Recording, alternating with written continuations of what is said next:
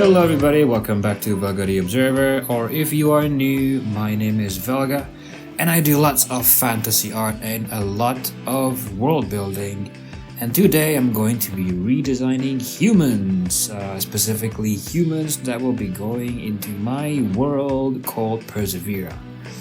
And I'll tell you all about it. So, in my latest video, I gave you a little glimpse of what it's like to be a monster living in Persevera when the world itself has been at war for over 30,000 years. So being a monster living in this world, undergoing extreme evolution because there has been constant battles going on for 30,000 years. So I mentioned how modern day humans in this world in Persevera are living in the same timeline as ancient cavemen and apes. So they're living together in the same timeline, which is I'm going to be calling these cavemen and apes using the term false apes. Now, what these false apes are actually just any type of ape or caveman that is visibly on the verge of becoming human in terms of the evolution that they are going through.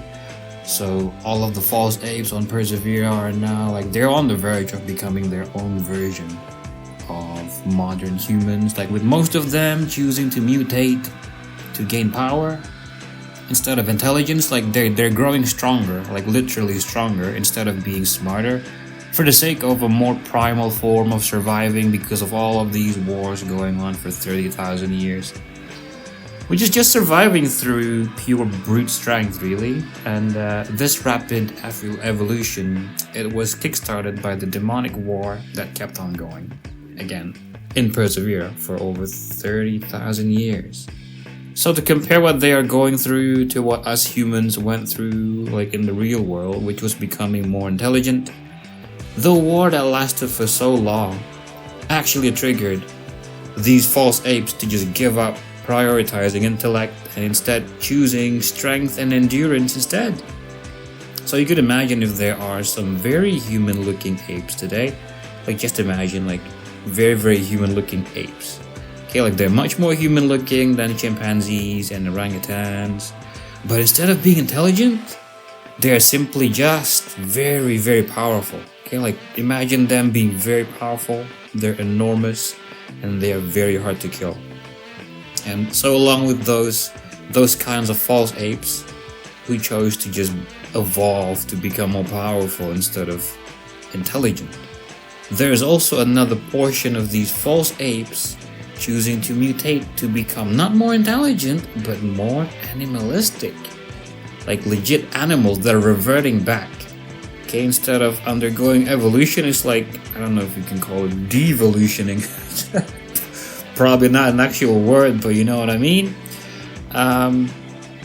Anyway, they're turning more animalistic, which is why it doesn't seem strange in Persevera to see what seems to be, let's say, giant men with human-like limbs, with arms and legs that look like they belong to a man, walking like a man, with a face that looks like a man's face, but is actually closer to being an animal than an actual human being.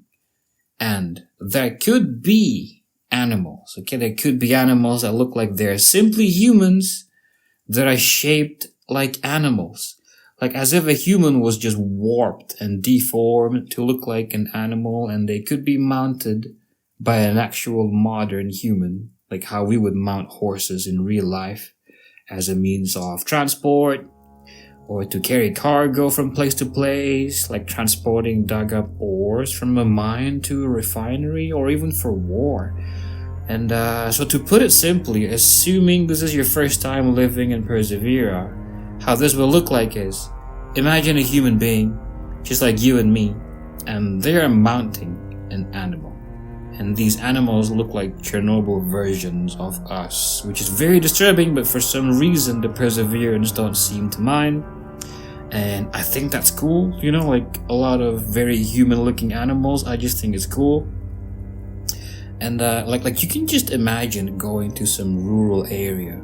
Imagine if it's some other fantasy version of Mongolia or Tibet, and you see these massive men in thick clothes, and they're riding this huge beast, this huge hairy beast, and you just look at this beast and you think, oh wow, that's a massive yak. But like, wait, no, that's not a yak. You know, you look closer and you realize that is not a yak. That's some giant dude, like a big, hairy, very hairy guy that looks like it should be standing on 2 feet and talking, you know, like talking to us. Instead of doing that, they're on all fours and they're walking around as if they're pretending they're yaks. But no, that's their whole existence, you know. They're not pretending at all. They really are just these man-shaped beasts, and there are man-shaped beasts running around in Persevera all over the place.